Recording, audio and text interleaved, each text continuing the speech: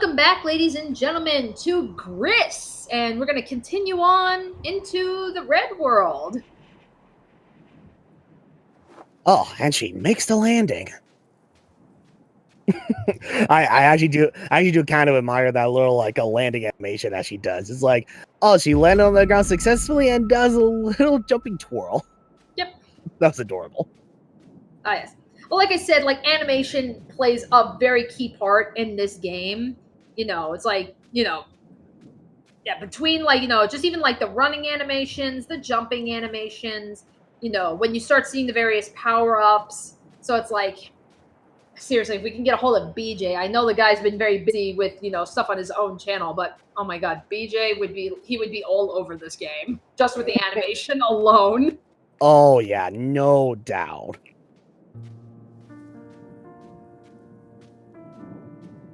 It's still kind of a shame too that we don't see a whole lot of traditional hand-drawn animation as much as in years past or whatnot.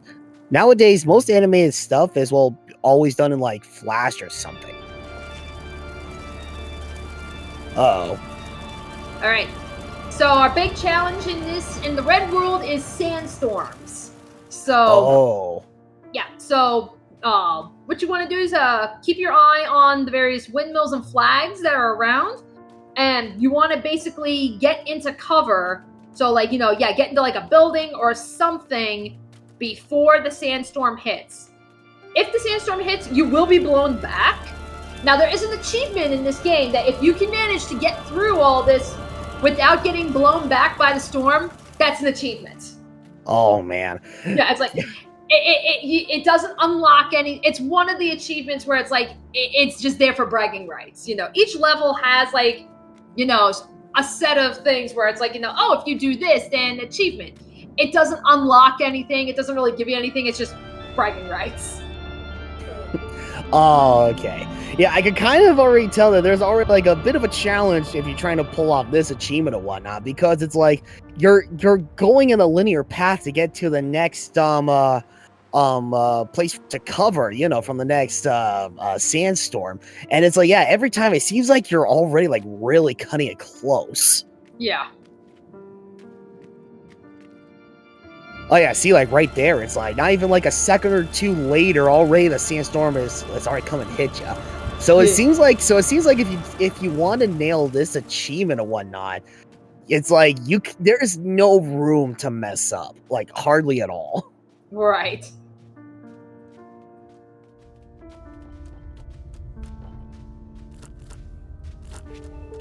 Here we go. Oh. Firefly. It's well, it's a good thing that you're still technically in cover or whatever. Otherwise, I would call foul on that one. Yeah, no. Now, I guess, I might as well ask this, because when I first played this, I swear to God, this was, the first thing that came to my mind. But, yeah, when I was going through the Red World, does this not give you a Steven Universe vibe? I can kind of see that. I can actually see that a little bit. Between, the rocks, the reds, and the pinks, that's where it's yeah, when I was first playing this, I'm oh my God, I'm so getting a Steven Universe vibe on this one. Just because, again, it's, the art direction. This is the only level that I really felt oh my God, I actually, it's I'm getting a vibe. It reminds me of something else, but. Oh, hello. Yep. Then, rock has legs. Really not helping, considering that that little on that one window looks like a glowing, menacing eye pupil. Okay, thank you for getting rid of that. Yep, okay, that was a memento. So yeah, a memento. Okay, thank you for collecting that memento, because that was already making that thing look much creepier than it should. It was the memento that looked like a menacing eye, the legs, and the formation of the windows down below. It looked like a very creepy smile. Yeah, totally. Yeah, really taking the symbolism so far. Mm-hmm. On top of the. Granted, we didn't really talk about it in the last episode, because there's a lot to talk about in this game. But as far as like, you know... Oh no! Yeah, like... Oh! Yeah. So you see, like, it blows you back. Like, it blows you back and you get stuck. So you just gotta sit and wait it out. So that being said, can you lose... Are there such thing as lives, or can you die in this game? No. Yeah. There's no fall damage, there's no dying, there's no losing the fireflies or anything. I mean, it's just here to, you know, impede on your progress. Oh, okay. Alrighty, so now, as soon as this passes... Alright, so... we're about to get our first power-up. Cube! Pretty much! Yep. So... Alright, so basically this is going to allow us to be able to, like, you know, smash things. So it's like, yeah, if we need to break through a floor or something, just jump, you know, hit that button, and, you know, she'll literally turn her dress into a giant cube and just smash through. Likewise, with the sandstorm, like, when you put the cube on, you can actually move. So, like, here, so it's like, so you see, there we go. So that's how we're able to collect that memento. But you can also walk when you have this power-up. So you'll see, like, yep. Oh, it's slow and steady, okay. But we can at least make a little bit of progress through the sandstorm. Right, because here I was thinking it would be like, okay, you can turn into the cube. Granted, you'll be stuck in the one spot, but you'll be immune to the sandstorm. But it's like, okay, I was not expecting you could at least move just a little bit forwards, you know, even while you're in the cube. So it's like, oh, okay, all right, I am digging this power up. Uh-oh. Yeah. Yeah, I mean, you are this bulky thing. You're this bulky cube with little tiny black stick leg. And a little tiny head. Yeah. Oh, that's great.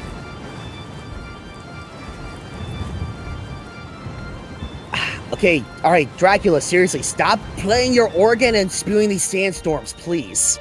It's getting annoying.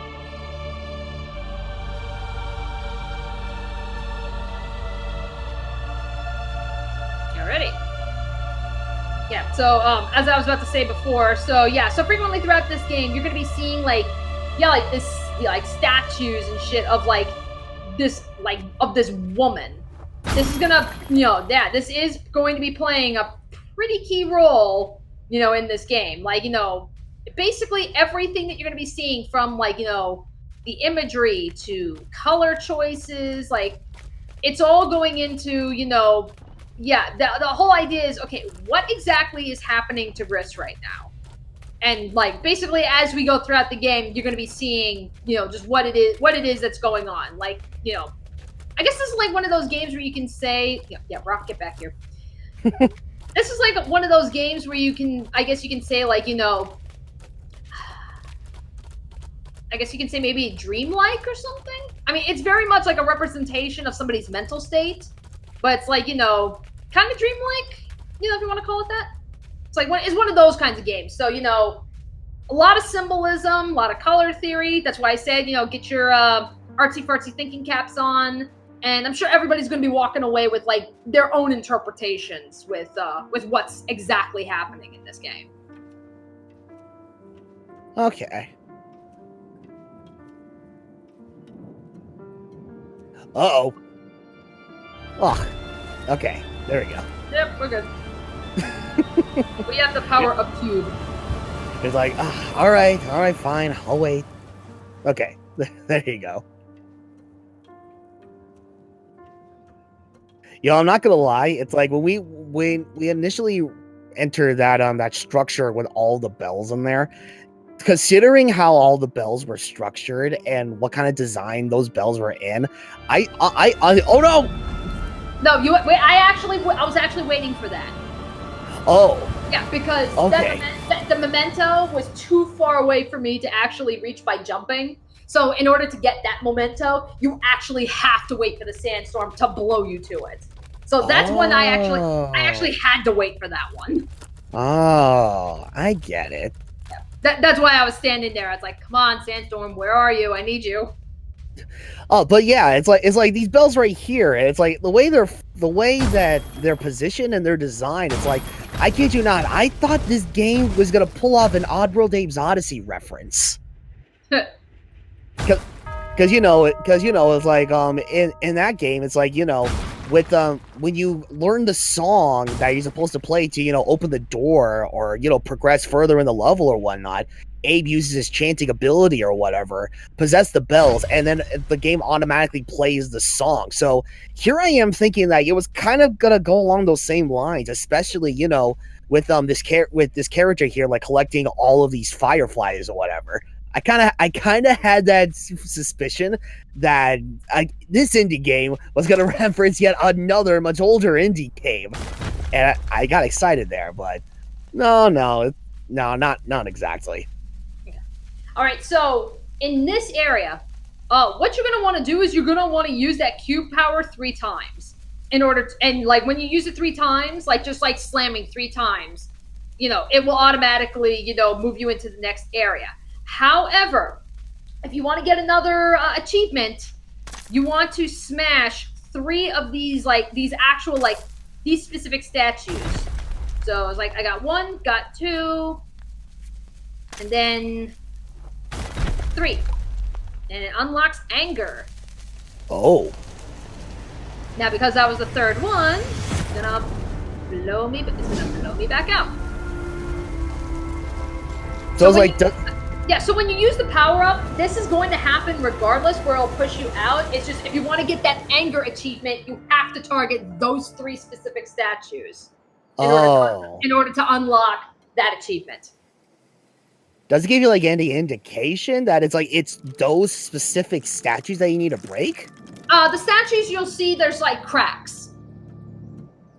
Oh, okay. Yeah, so like specifically like on the statues' heads. Like, because there were other statues there, but it's like, no, you got to look for the ones that you're smashing the heads, and pretty much like any breakable surface, when you see a crack there, that's usually an indication that, to use that power. Ah, okay. I get you. That makes sense. I guess I just didn't really notice the cracks on those particular statues you were trying to break. Well, I mean, and admittedly, like, first time I was playing, I missed out on that one just because it was like I said, there are other statues there that are cracked. I didn't know that it was those 3 specific ones. So here I am trying to slam like the legs and shit, and it's like, wait, nothing's happening, and it's like, that's because it's in the background, it's not in the foreground or something. That's like, like I would have fucking known. Right. So, could have fooled me there. Another random little achievement thing here. Like, again, it's another one of those, doesn't do anything, but you see these little statues here that they kind of look like crosses? Yes. Breaking all of them unlocks a random little achievement. Huh. Yeah, it's like, again, what the name of this achievement is gonna be upon breaking those little statues. Yeah, it's like, again, it doesn't give you anything, it doesn't unlock anything, it's just, another one of those random little achievements that you get for fun. Huh, okay. It's like, I see, yeah, that's the one that I want to go to. So it's like, yeah, so I got enough fireflies to go to one side, I am missing one for the other. Oh, okay, I get it. Yeah, like when you've got all the fireflies that you need to progress, it will automatically form that little constellation bridge, and that'll tell you. But it's like, okay. Yeah, if you approach one, you'll see, like, it's like ding, ding, and then nothing. So I was like, okay, that tells me I'm missing something. Okay, all right, interesting. Because here I was thinking, like, when you're collecting the fireflies, it was only just for the hub area, to get to end game. I guess I wasn't entirely aware that it's like the fireflies, they're not just for the hub worlds, they're also for progressing through other obstacles and like the levels as you go along as well. Okay, oh, yeah. Ideally that is what they're here for. It's to progress through the level. It's just when you return to the hub world, that's where it's like, okay, time to disperse because now we're moving on into the next level, and it's like, okay, we can't take fireflies from like the red level to move on into like the next level. Okay, all right. No, I like that. I like how they're. It's like here I was thinking like the fireflies won't be utilized as much as at like a whole lot in this game, but it's like no, the fact that it's the exact opposite, and yeah, you're pretty much like utilizing these fireflies for more than one purpose or whatever. It's like oh yeah, I like that. It just makes like collecting these like definitely worthwhile or whatever. It makes like exploring like the entire area or whatnot, or this entire world, like it definitely makes it more worth it or whatnot. Yeah.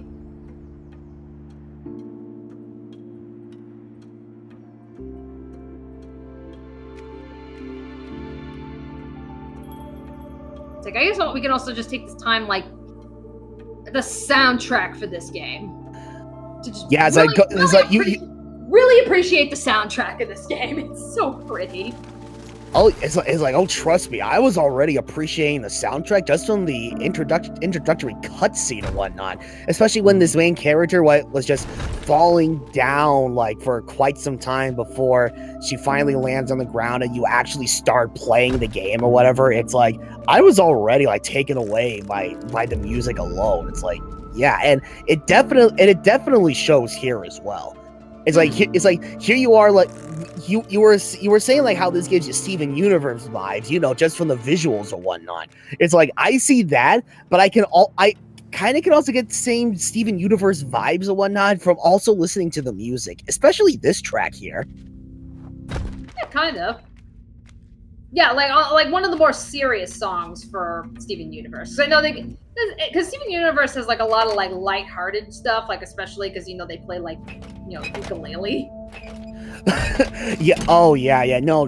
My thoughts exactly. It's like yeah, I can see a track like this being played in a moment in Steven Universe when Steven Universe is like when Steven is like on another planet or something, like on the Gem's homeworld or something. Right. Like it's the kind of song like it's like something for like a new locale. Yeah, especially it's like not just from like the variety of instruments that they're using, but the way that they handle like having like the music being a little bit like distorted at times, you know. It's like yeah, it really brings out those vibes even more in my opinion.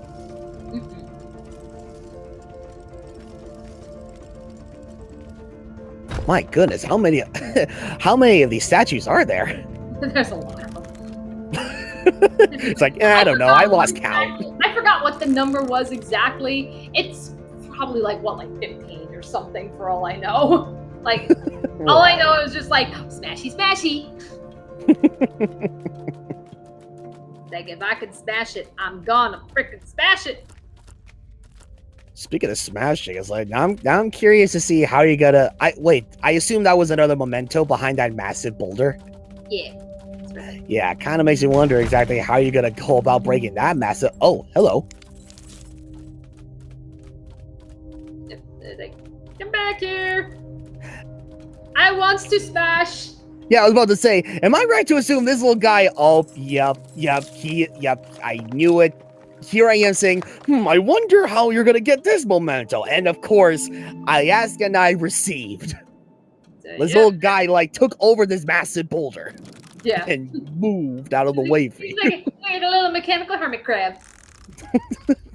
Oh man. Like whereas other hermit crabs they go for seashells, these guys go for rocks. I don't know. I think we may have found another spirit animal for BJ. Oh no! Don't trust me. We haven't gotten to BJ's spirit animal yet. Really? I don't even think this would be BJ's spirit animal. I think this would be BJ's son. we got like what? Maybe like 2 videos, like 1 or 2 videos before we meet him. You'll see what I mean when we get there. Oh man. Now you have my curiosity.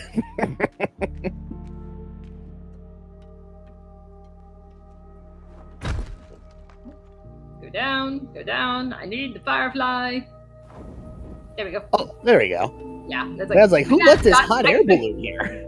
Yeah. I was like, again, you gotta play around with weight. like go down. It's like, and then hurry to make your way back up. It's like, man, it must be that must be like one special hot air balloon. If not even a huge boulder can weigh it down. Oh no! Oh. It's like derp. Yeah. There we go. Start the landing now. Oh, that didn't happen. I don't know what you're talking about. Oh, there we go. Whee! Oh, that was fun. Let's do it again.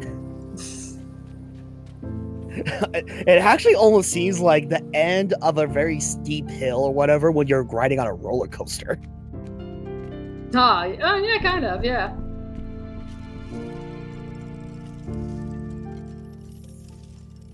That being said, when was the last time you were ever on a roller coaster, Danny? Last time I was on a roller coaster? Oh, probably when I was interning at Disney World. Oh, yeah, which at this point was like well over 5 years ago. So like, what? So that's like on my days when I wasn't working, in the kitchen at one of the hotels. It's like, oh, okay, I feel like going to Magic Kingdom today, and I'm gonna go ride me some Thunder Mountain.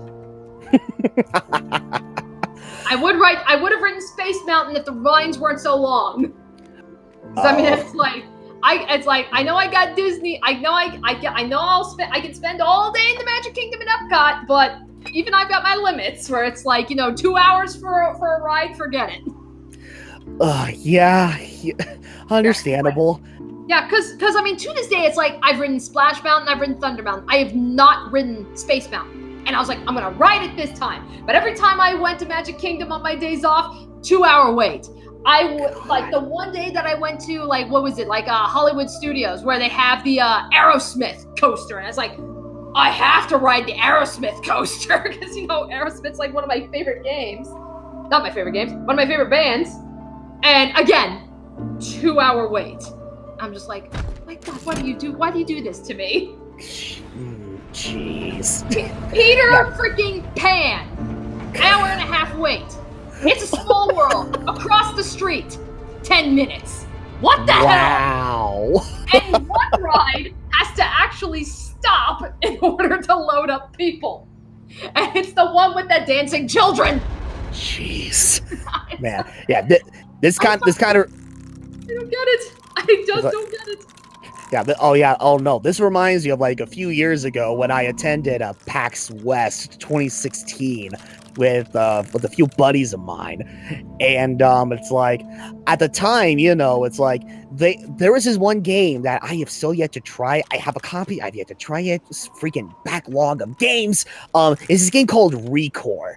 And I remember running into this game like I think I saw like during a previous E3 or something, and I wanted to try this game out because it looked like a lot of fun. It gave me some Borderlands vibes, and I wanted to give it a shot. And turns out they were showing a demo of the game at PAX West. Turns out, much like how long it took for you to try to get on one of those, like the Peter Pan ride, it was probably like 2 hours to get to Recore.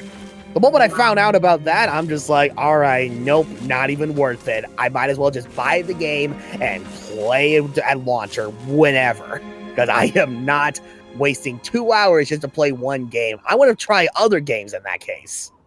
Right. Oh yeah. Oh yeah. Sorry for my little tangent there. It's like, I noticed we've unlocked green now. So we are done with the red world, so now we're about to go into the green world. It's like, oh man, a game with both rocks and the color green? It's like, I don't know. BJ doesn't know what he's missing. He's missing out. Oh, well. Yeah. But anyway, so join us next time and we will explore the green world. All right.